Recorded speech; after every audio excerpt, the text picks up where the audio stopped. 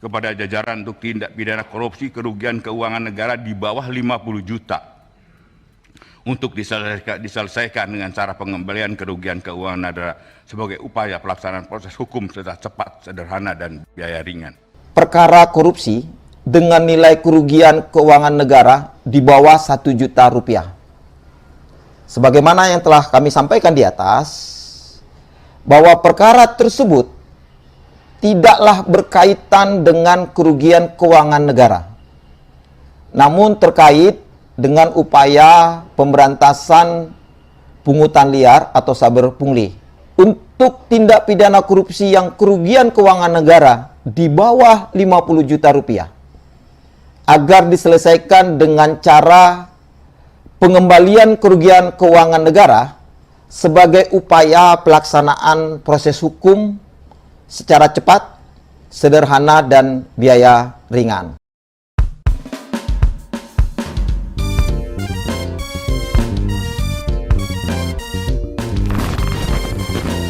Assalamualaikum warahmatullahi wabarakatuh. Selamat datang di Spider KW TV channel yang selalu hadir dengan opini tanpa ilmu sundul langit yang penting berisi. Bagi pemirsa, semoga dilimpahkan rezeki, diberikan kesehatan dan keselamatan, dan jangan lupa untuk subscribe, like, dan share agar kami dapat selalu hadir dengan video-video berikutnya. Saat Jaksa Agung dengar pendapat dengan Komisi 1 DPR RI yang menyampaikan bahwa hendaknya korupsi yang nilainya di bawah 50 juta ditekankan untuk mengganti kerugian negara aja, tanpa perlu penindakan sampai ranah pengadilan. Maksud saya sampai ranah pengadilan pidana, karena tidak efisien atau biaya penindakannya lebih tinggi dari nilai korupsi itu sendiri.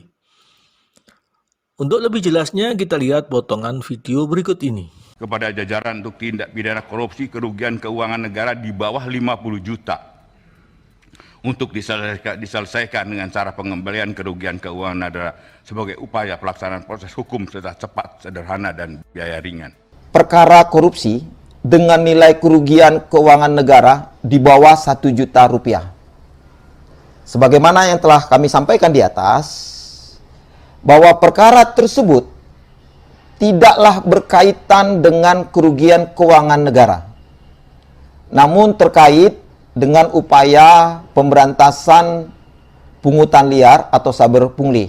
Untuk tindak pidana korupsi yang kerugian keuangan negara di bawah 50 juta rupiah, agar diselesaikan dengan cara pengembalian kerugian keuangan negara sebagai upaya pelaksanaan proses hukum secara cepat, sederhana, dan biaya ringan.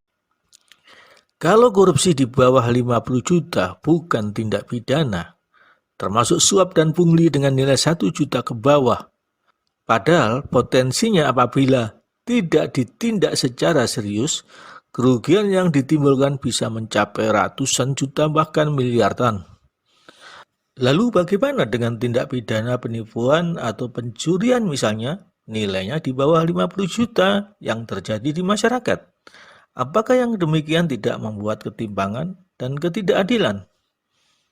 Terus terang, seolah tindak pidana korupsi dan suap atau pungli dengan nilai yang disampaikan oleh Jaksa Agung tersebut adalah perbuatan yang dianggap khilaf belaka dan tidak dianggap perbuatan melanggar hukum dan pidana. Padahal sudah rahasia umum bahwa suap dan korupsi walaupun nilainya kecil adalah sama-sama mempunyai dampak yang cukup besar terhadap etika, norma, dan budaya serta berdampak sosial yang cukup besar terhadap birokrasi, pelayanan masyarakat, dan juga ekonomi.